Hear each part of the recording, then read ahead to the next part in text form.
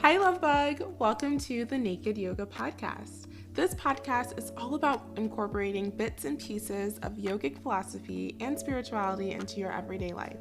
I'm your host, Nneka, a graduate student at Columbia University's Spirituality Mind Body Institute. I'm also a yoga and meditation instructor at a little studio called Core Power Yoga. You may have heard of it. My mission here is to help you nourish your mind, body, and spirit connection. Each podcast episode will begin with a guided meditation, followed by the core of the episode pairing a spiritual concept with science. Lastly, each episode will end with a mindful closure, providing you with actionable steps you can do after listening to deepen your mind, body, and spirit connection. So, without further ado, let's get right into today's episode.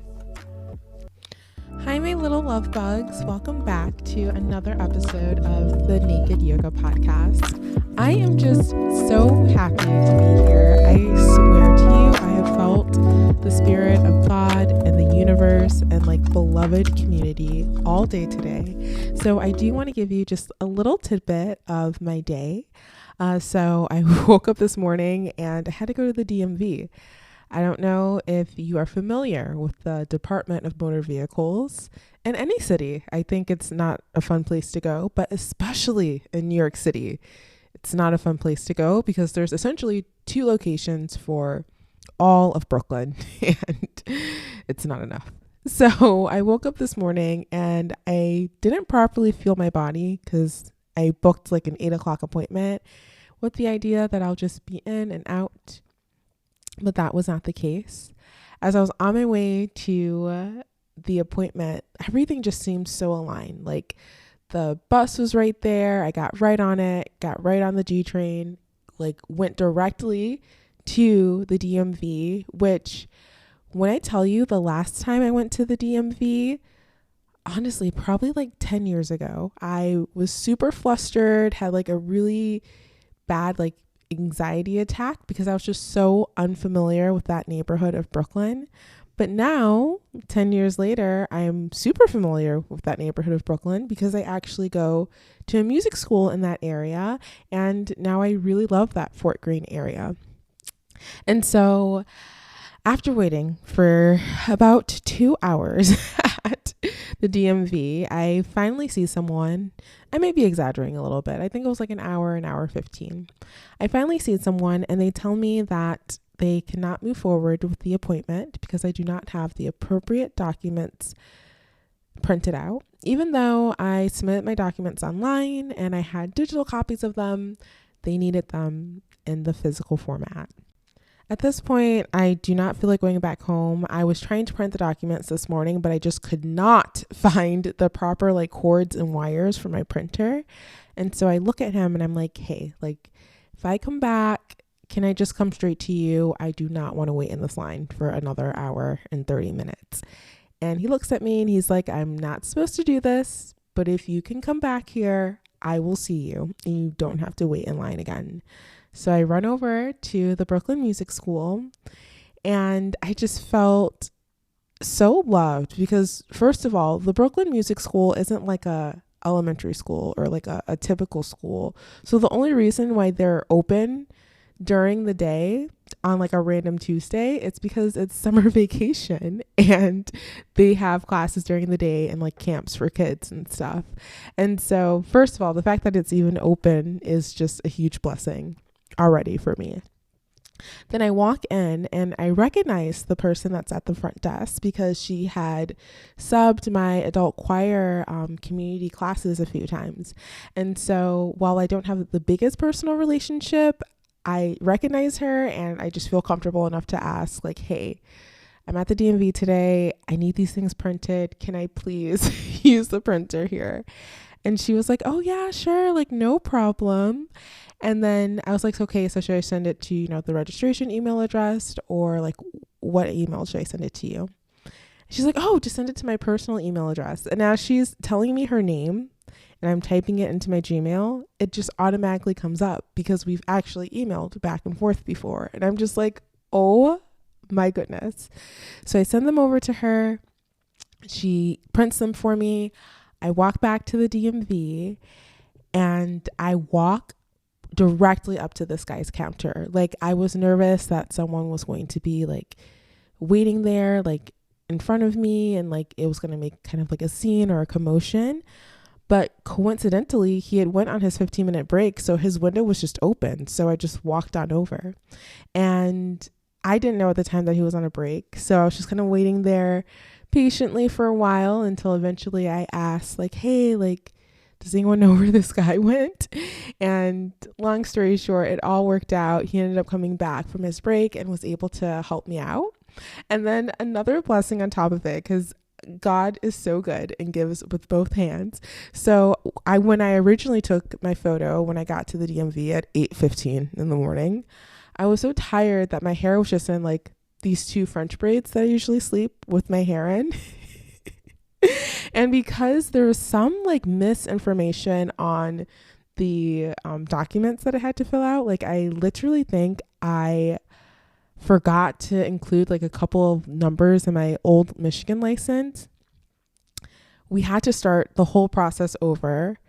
And this time I was able to let my hair down and take a really nice, cute picture. So I don't know if this is what you guys have come for, but I just wanted to share that little tidbit because I just felt so loved and so blessed. And it's like, honestly, like the little moments where you see like your community the most and when you feel the most supported. And as I am preparing to leave Brooklyn now, I think that is what I'm going to miss the most. Just the community of people that I have built here. Like, I just felt so happy that the Brooklyn Music School community kind of supported me when I really needed a printer. And that also like the people at the DMV were so accommodating when honestly they didn't really have to be. And so, yeah, that was a long story, but today we're talking about changes and transitions, and I want us to do a sacral chakra meditation. So your sacral chakra is represented by the color orange, and it's located 2 fingertips below your belly button. So with that in mind, we're going to begin to transition into our meditation now. And yeah, I hope you enjoyed that story, and I hope I didn't ramble too much, but I just had to get that off my chest. Okay, let's meditate. When you're ready, take a nice big inhale and a nice big exhale. We'll take 4 more breaths. Inhale and exhale. Inhale and exhale. Twice more. Inhale and exhale. Last time. Inhale. Hold at the top, sip in a little more air, and then let it go. Wonderful, wonderful, wonderful. Begin to settle into your breath, settle into your body. I invite you to place both hands right underneath your belly button, bringing your attention to that sacral chakra space. I invite you to envision an orange ball of light. With every inhale, this orange ball of light grows bigger. With every exhale, this orange energy begins to flow throughout your body. Inhale and exhale. Inhale and exhale. Continuing to breathe here. Our sacral chakra is responsible for our emotions, feelings of pleasure, and as we navigate transitions in life, changes in life, it's here to remind us that no matter what comes and no matter what goes, you can still find pleasure in all of the ebbs and flows of life. I have a few affirmations here that I would like to share with you. As you continue to breathe, as you continue to feel your sacral chakra energy growing and flowing through your body, I invite you to hear these affirmations with an open heart. I accept the flow of life. I honor my emotions and allow myself to feel deeply. I release the trauma and keep the blessings. I hold the power to manifest my dream life. I'll repeat these 2 more times. I accept the flow of life. I honor my emotions and allow myself to feel deeply. I release the trauma and keep the blessings. I hold the power to manifest my dream life.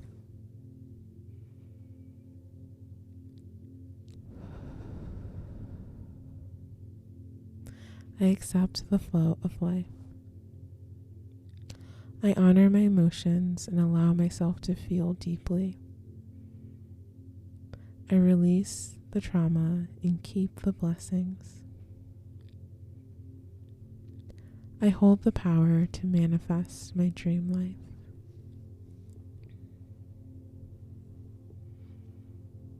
Hold on to the affirmation that most resonates with you, that most sings to your heart space.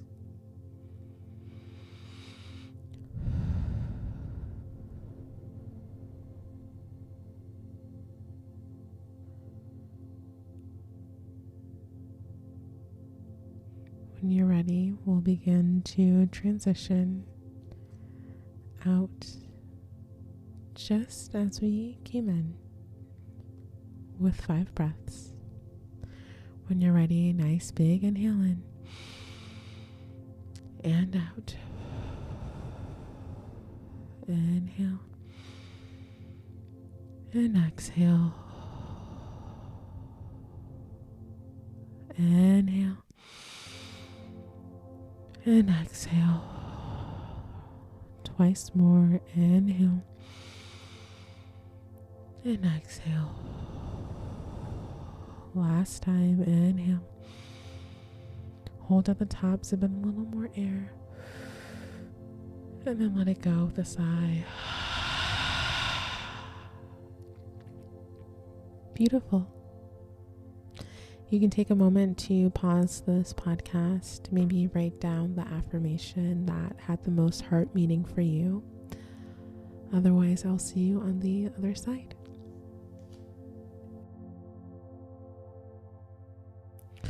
Wow, how was that for you guys? I took a moment to journal and I got so emotional. I was not expecting that at all. But it always feels good to let out a little cry. So in today's conversation, I really want to talk about moments of change and transition and how our sacral chakra can really help us navigate those moments. So I think it would be a really good place to start this with, first of all, what are the chakras? So if you're not familiar, according to Eastern thought and literature, they believe that the body is composed of 7 energy centers, and they stack along top of each other, starting at the base of the spine and then going to the crown of the head, a little bit above the crown of the head. So if you can envision 7 balls of light within your body. They believe this composes our spiritual body and it manifests in our physical body as well. And so each chakra center is responsible for different aspects of the human condition.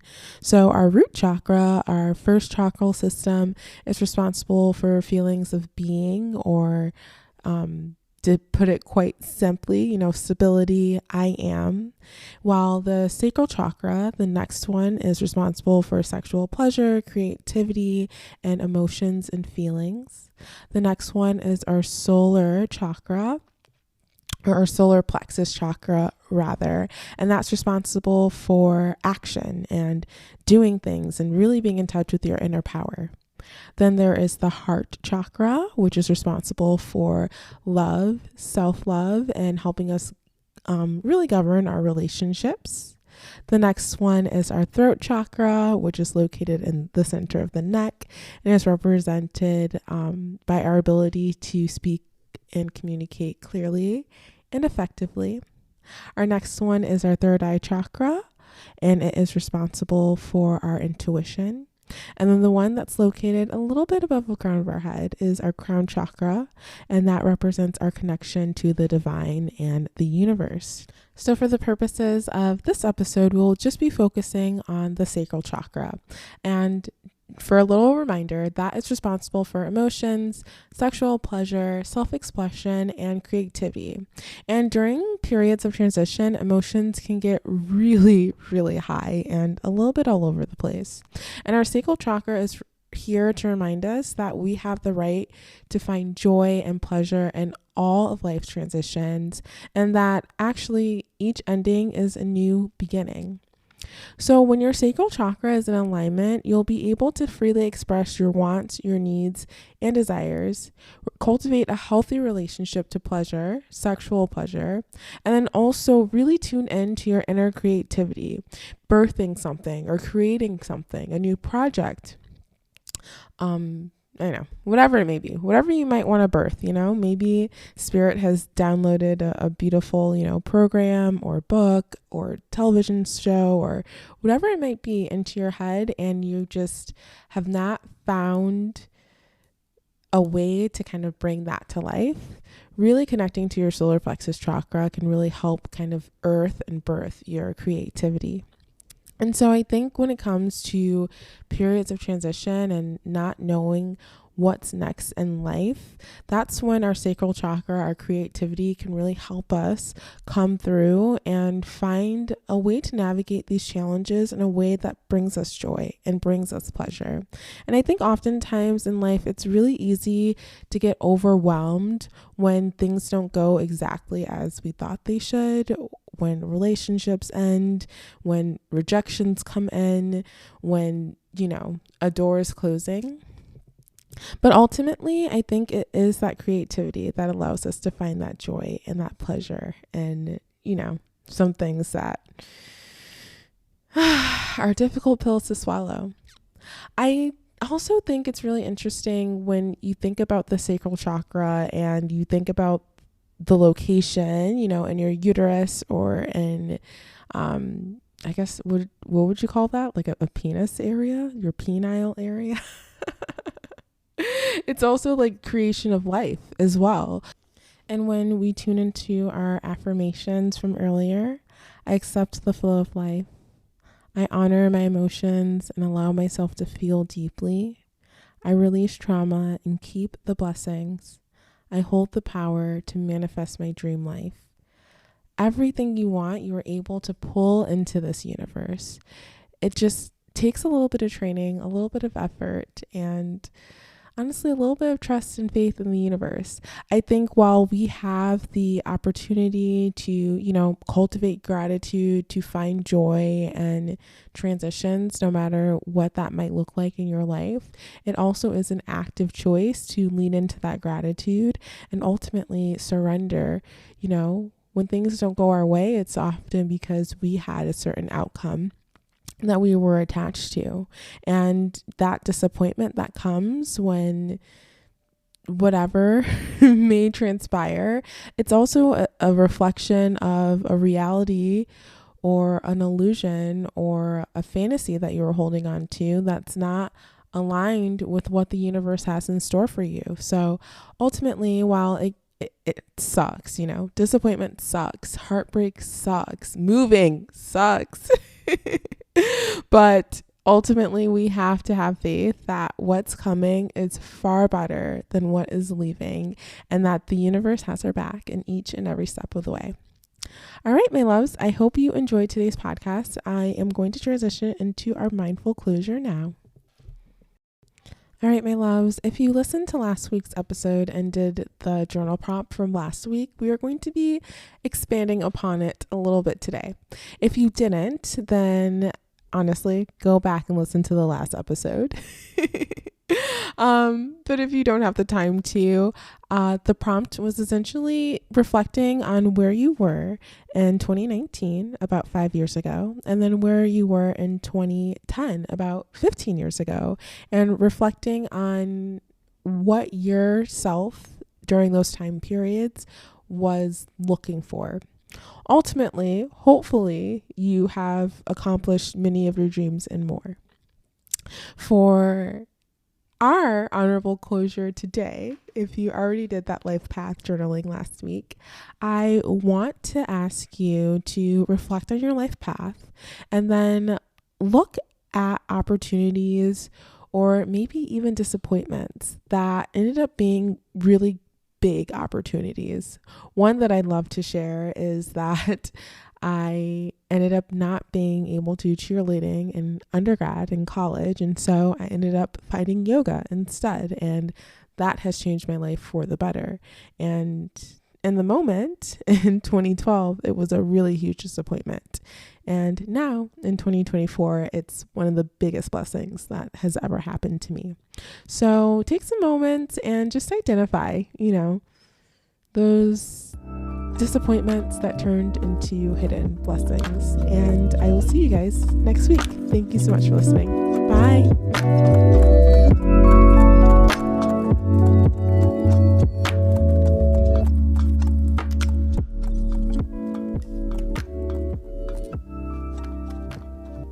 Thank you so much for listening to another episode of the Naked Yoga Podcast. My name is Nneka, and if you want more content from me, you can follow me on Instagram or subscribe to my YouTube channel at Nourish Nneka.